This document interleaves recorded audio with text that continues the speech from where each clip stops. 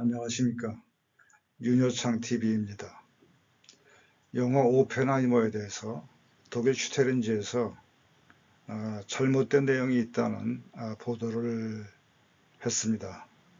거기에 대해서 말씀드리고 기타 관련된 이야기들을 함께 생각해 보도록 하겠습니다. 이 미국 성족이 이게 지금 문제가 됐습니다. 잘 아시다시피 성족의 별의 숫자는 미국의 주를 의미합니다. 그래서 현재 미국의 주가 50개 주이기 때문에 성조기의 별도 50개입니다.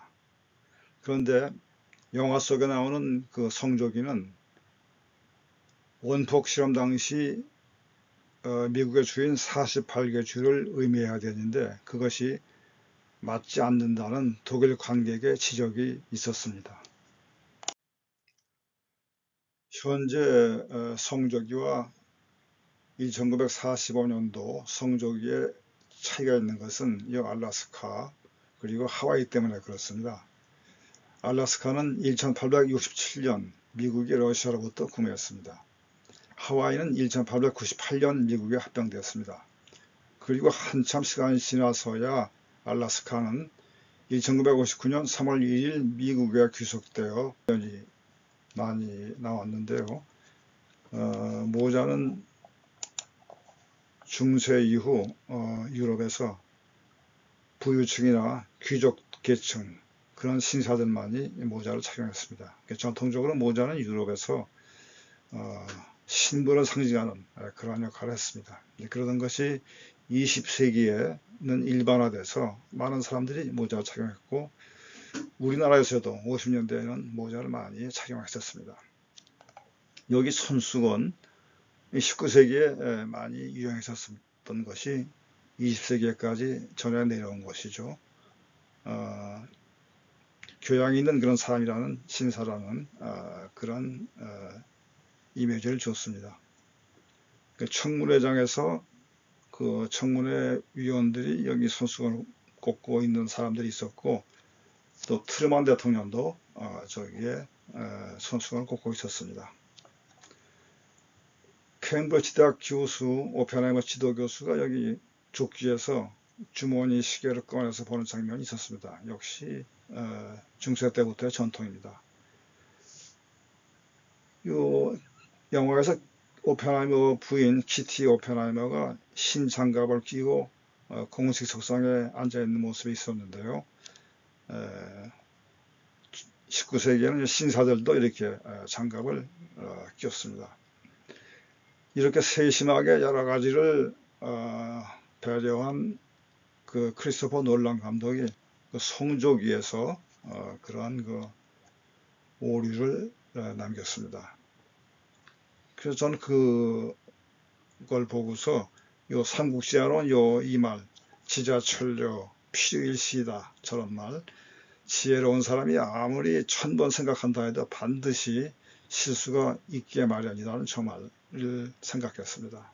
그래서 우리가 어떤 일을 도모할 때 아무리 내가 최선을 다한다 해도 반드시 실수가 있을 수 있다는 그런 사실을 염두에 두어야 되겠다 그런 생각을 했습니다. 영화 내용에 대해서 이의 제기된 장면이 있습니다. 저 왼쪽에 이 사과인데요. 오펜하이머가 케임브리지대 학부에서 공부할 때 닐스 보어라는 세계적인 학자가 강의를 하러 왔습니다. 그래 오펜하이머가 듣고 싶었는데 이 지도교수가 너는 네 일이나 하고 실험실을 지켜라 이런 말을 하면서 못 듣게 했습니다. 그래 오펜하이머가 화가 나서 지도교수 책상에 사과가 있었습니다. 이 서양 사람들은 사과, 뭐 당근 이런 걸 뭐 잘 먹어요. 갖고 다니면서. 그래 이 사과에다가 이렇게 주사기로 청산가리를 넣는 그런 장면이 나옵니다. 여기에 대해서 이의를 제기한 사람이 있습니다. 이의를 제기한 사람은 오펜하이머의 손자입니다. 로버트 오펜하이머는 이 영화 주인공이고 이 로버트 오펜하이머의 아들이 하나 있었고 딸이 하나 있었는데 그 원자폭탄 실험을 하던 로스 알라모스 오펜하이머 집에 영화에 그 피터가 나옵니다. 이 피터의 아들이 찰스 오펜하이머의 손자입니다. 이 찰스가 타임지 인터뷰에서 독극물을 사과에 넣은 그런 사실에 대한 어떠한 근거 있는 자료가 없다, 이렇게 말했습니다. 아까 그 성조기 오류하고 이 독사과, 이 내용은 독일 슈테른지에서 올해 7월 24일 보도된 것을 제가 인용을 했습니다. 타임즈 인터뷰 7월 24일자입니다. 그가 오펜하이머죠. 누군가를 죽이려고 했다는 기록은 없다. 그것은 정말 심각한 비난이고 역사의 왜곡이다. 로버트 오펜하이머의 생애에서 이 말을 듣고 그것이 사실이라고 생각한 사람은 적대자이든 친구이든 단 한 명도 없다. 이 찰스는 성장 과정에서 아버지로부터 그 할아버지에 대한 그 여러 가지 이야기를 듣고 성장했다고 합니다. 그래서 그 할아버지의 인품에 대해서도 잘 알고 있다고 합니다. 그래서 아무리 자기가 자료를 다 찾아봐도 그런 그 관련된 기사를 찾을 수 없었다. 그래서 타임즈하고 이런 그 인터뷰를 했고, 만약에 자기가 할 수만 있다면은 그 사과에 청산가리 넣는 장면은 삭제하고 싶다. 그런 말도 했습니다. 그런데 그 영화에서 오펜하이머가 자신이 사과에 독을 넣었다는 말을 하는 장면이 있습니다. 그 당시에 오펜하이머가 깊이 사귀고 있던 여성 진 테틀록에게 그런 얘기를 합니다.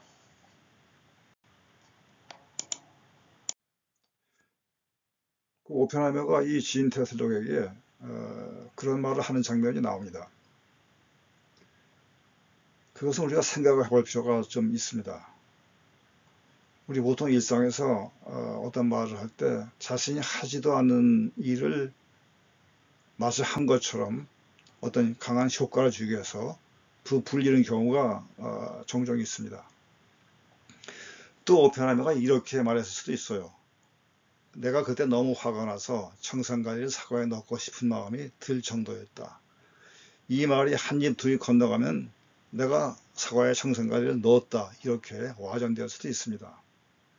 그래서 어느 것이 진실인지 그것은 오펜하이머 자신만이 알 수 있는 일입니다. 이 진 테틀록, 이 여성은 정신과 의사였는데 우울증이 심했어요. 그리고 오펜하이머하고 관계가 여러 가지 이념이나 기타 일로서 관계가 좀 멀어지게 되자 수면제를 먹고 자살합니다.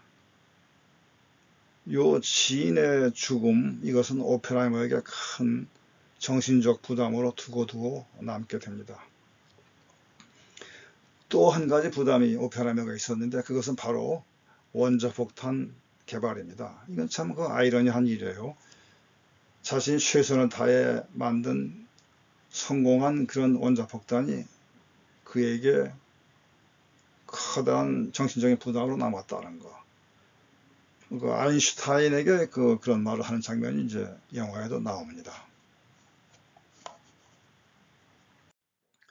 오펜하이머는 성격이 아주 복잡하고 때로는 모순적입니다. 예를 들면은 자유민주당원이면서 동시에 공산당 활동에도 참여합니다. 또 산스크리트어로 된 책을 읽는 등 주위에서는 수수께끼 같은 그런 인물로 평가되기도 했었습니다. 그런데 아인슈타인하고 대화할 때 보면 아주 단순한 면모를 보여줍니다. 그 이름을 부르는데 first name이죠. 아주 친밀하고 신뢰하는 그런 어조로 이름을 부릅니다. 이 독일 사람이나 이 프랑스 사람들은 이름을 부를 때 시간이 굉장히 오래 걸립니다. 제 경우는 보면은 이름을 부르기까지 20년이 걸리는 경우도 있어요. 미국 사람들은 조금 더 시간이 그렇게 유럽 사람보다는 길지 않은 것 같습니다. 그렇다 해도 그 알버트라는 아인슈타인의 이름을 부르는 걸 보면은 오펜하이머의 그 아인슈타인에 대한 그 친밀감, 신뢰감, 이런 것을 우리가 느낄 수가 있습니다. 아인슈타인은 오펜하이머에 대해서 이런 기록을 남겼습니다. 우리는 가까운 동료였으며 어느 정도 친구였다. 아인슈타인이 스위스 취리히대학교에서 강의할 때 오펜하이머가 그 강의를 들은 적이 있습니다. 그때 아인슈타인은 오펜하이머의 지적 능력에 대해서 깊은 인상을 받았고, 그래서 미국으로 돌아와서도 오펜하이머하고는 서로 연락을 취했고 의견을 서로 교환을 했었습니다.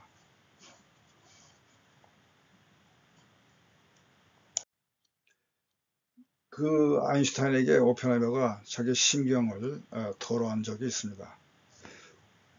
오펜하이머는 원자폭탄 개발할 때 어둠에 대항해서 빛을 사랑해야 한다, 이런 소신을 가지고 연구에 임했습니다. 여기 어둠이란 나치를 의미합니다.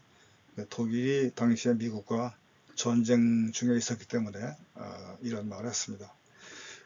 그러면서 원자폭탄이 일본에서 많은 인명을 살상한 데 대해 아까 말씀드린 그 진 테틀록 사건과 함께 큰 정신적 부담을 안게 됩니다. 아인슈타인이 기록을 남긴 게 있습니다. 오펜하이머의 문제점은 사랑하지 않는 여성, 미국 정부를 의미합니다. 사랑하지 않는 여성을 사랑하는 데 있다. 이 말은 오펜하이머가 애국심과 그 다음에 이런 그 부담감을 가지고 우려감을 가지고 원자폭탄 개발에 임했다는 말을 뜻합니다. 원자폭탄 개발이 성공하고 트루먼 대통령과 면담할 기회가 있었습니다. 이때 트루먼이 이런 질문을 합니다. 로스알라모스 시설을 어떻게 할까요? 이 말에는 당신이 원한다면 저 시설을 활용해서 더 큰 일을 할 수 있도록 내가 지원할 수 있다. 그런 의미가 내포된 거죠. 그러나 오펜하이머는 그렇게 하지 않겠다는 의사를 분명히 합니다. 그리고는 일본 원폭 투하 이후 더 이상 핵무기 개발에는 불참합니다.